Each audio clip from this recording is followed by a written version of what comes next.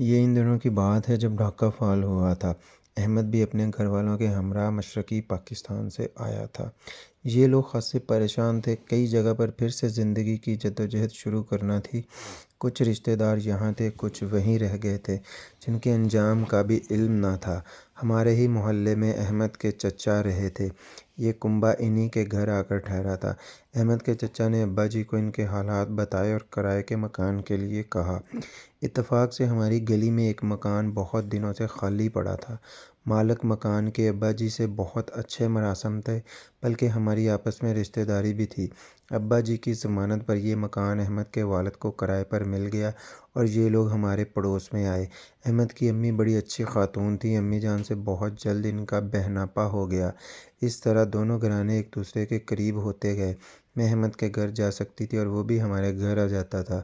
میں انگریزی میں کمزور تھی جبکہ احمد کی انگلش بہت عمدہ تھی۔ ایک دن میں نے ایسے ہی کہا کہ میں تو اس بار انگلش کے پرچے میں فیل ہو جاؤں گی۔ احمد کی امی بیٹھی سن رہی تھی، وہ کہنے لگی، بیٹی تم احمد سے کیوں نہیں پڑھ لیتی؟ اس کی انگریزی بہت اچھی ہے، انگلش میڈیم اسکول کا پڑھا ہوا ہے۔ امی نے بھی کہا کہ ہاں ذکیہ، چند دن اس سے پڑھ لو۔ اس طرح میں احمد کے قریب ہو گئی۔ وہ جب ہمارے گھر آتا میں پڑھائی کے بہانے اس کے پاس جا بیٹھتی۔ ہم جب بھی ملتے تو عام نوجوانوں کی طرح احمد عشقیہ مکالمے نہ بولتا بلکہ زندگی کے حقیقی پہلوؤں پر روشنی ڈالا کرتا۔ وہ واقعی بہت ذہین تھا، ہمیشہ اپنی کلاس میں فرسٹ آتا تھا۔ اس کے ارادے بلند تھے اور خیالات پاکیزہ۔ وہ چاہتا تھا کہ انجینئر بن کر ملک و قوم کی خدمت کرے۔ میں اس کی بات کا اکثر مذاق بھی اڑاتی کہ تمہاری عمر میں تمام طالب علم یہی سوچتے ہیں کہ ڈاکٹر انجینئر بن کر ملک و قوم کی خدمت کریں گے، مگر جب اپنی منزل پر پہنچ جاتے ہیں تو صرف دولت کے لالچ میں اپنا ملک اور اپنے عزیزوں کو چھوڑ جاتے ہیں۔ احمد مجھے سمجھاتا تھا کہ سب کے بارے میں ایسا نہیں کہنا چاہیے، ہر ایک کے اپنے حالات ہوتے ہیں، مجبوریاں ہوتی ہیں، سب ہی دولت کے لالچی نہیں ہوتے۔ اس کے شوق دلانے سے میں نے کتابوں کی طرف توجہ دی اور پڑھائی میں دلچسپی لینے لگی، ورنہ مجھے پڑھائی کا شوق نہ تھا۔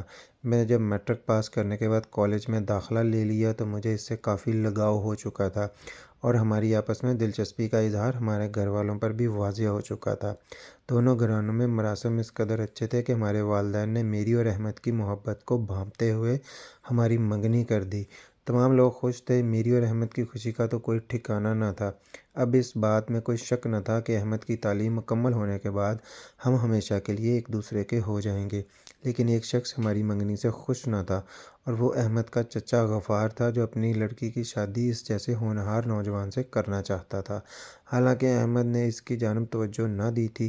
ایک بار چچا نے بلا کر اس کو سمجھایا بھی تھا کہ بیٹے، غیروں سے اپنے اچھے ہوتے ہیں، تم ان لوگوں سے منگنی ختم کر ڈالو، میں اپنی بیٹی تمہیں دینے پر تیار ہوں۔ مگر احمد نے صاف انکار کر دیا اور کہا کہ چچا جان، یہ دو دلوں کے سودے ہوتے ہیں، اس میں زبردستی اچھی نہیں ہوتی۔ پھر ان شریف لوگوں میں منگنی ہو چکی ہے، اگر منگنی ٹوٹ گئی تو وہ لوگ اپنے رشتہ داروں کو کیا منہ دکھائیں گے؟ احمد کے چچا یہ جواب سن کر چپ ہو گئے، احمد سے کچھ نہ کہا۔ احمد بھی یہی سمجھا کہ چچا جان کی سمجھ میں اس کی بات آ گئی ہے۔ منگنی کے 2 ماہ بعد اچانک احمد کو اسکالرشپ مل گئی اور وہ انجینئرنگ کی اعلیٰ تعلیم کے لیے بیرون ملک روانہ ہو گیا۔ وہ تو شادی کر کے جانا چاہتا تھا، لیکن ابا جان نے سمجھایا کہ اس طرح شادی کر کے لڑکی کو پابند کر جانے سے کوئی فائدہ نہیں، پھر ذکیہ کو سسرال میں اور تمہیں غیر ملک میں رہنا پڑے گا۔ ابھی تو ہمارے یہاں ہے تو کچھ پڑھائی کی طرف توجہ دے رہی ہے، کم از کم اس کو BA تو کر لینے دو، یہ تمہارے مستقبل کا سوال ہے، چند دنوں کی تکلیف برداشت کر لو۔ یوں بڑی مشکل سے احمد جانے پر راضی ہوا۔ ہم سب اس کو ایئرپورٹ رخصت کرنے کے لیے گئے تھے، وہ ہماری دعاؤں اور آنسوؤں کے درمیان ہاتھ ہلاتا ہوا رخصت ہو گیا۔ 6 ماہ بیت کے احمد کے خطوط آتے تھے جس میں وہ لکھا کرتا تھا، بس ذکیہ، تھوڑے دنوں میں آنے والا ہوں اور پھر شہنائیوں کی گونج میں تمہیں اپنے گھر لے آؤں گا۔ احمد کے تمام خطوط اس کے والد اور چچا کے دفتر کے پتے پر آیا کرتے تھے۔ دونوں بھائیوں کا دفتر ایک ہی تھا، اس لیے بھی احمد کے والد اور کبھی چچا ہمارے گھر خطوط دے جایا کرتے تھے۔ ایک دن احمد کا ایک خط ابا جان کے نام آیا۔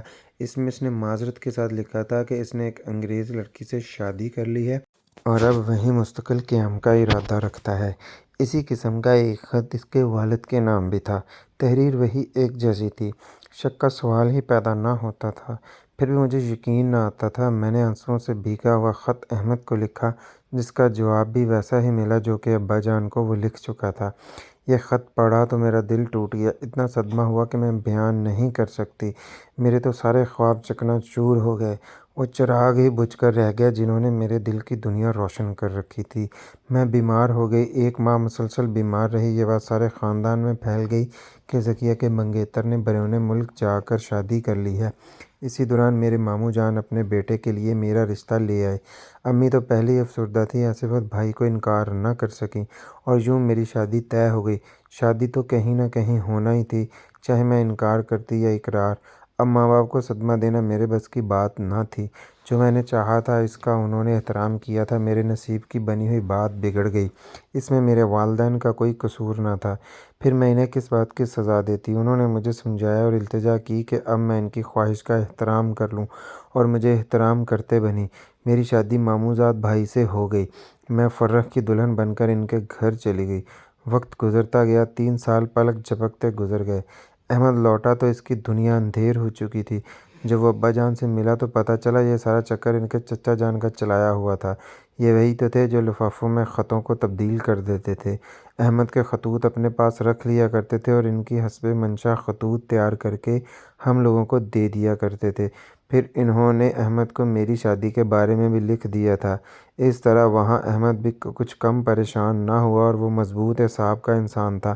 تعلیم ادھوری چھوڑ کر نہیں بھاگا، اپنا کورس مکمل کر کے ہی لوٹا۔ یہاں آ کر جب اس نے طرح طرح کے سوالات کیے تو اصل حالات سامنے آ گئے، اور اصل حالات جاننے کے بعد ہم دونوں گھرانوں کو کافی دکھ اٹھانا پڑا، مگر اب کیا ہو سکتا تھا؟ ایک بدخواہ کی چالاکی سے جو ہونا تھا وہ ہو چکا تھا۔ 2 دلوں کو اجاڑ کر نہ جانے اس بدبخت کو کیا ملا۔ میں آج تک اس بات کا افسوس کرتی ہوں، کاش ایسا نہ ہوتا تو کتنا اچھا ہوتا۔ خیر اب تو تقدیر کا لکھا مان کر زندگی بسر کر ہی لی ہے، لیکن نہ جانے احمد کس حال میں ہے۔ وہ تو گھر چھوڑ کر ہی چلا گیا تھا، خدا کرے وہ جہاں بھی ہو مجھے بھول چکا ہو اور خوش ہو۔ تاہم اس نے اپنے چچا کی لڑکی سے پھر بھی شادی نہیں کی، کیونکہ شادی زبردستی کا سودا نہیں ہوتا۔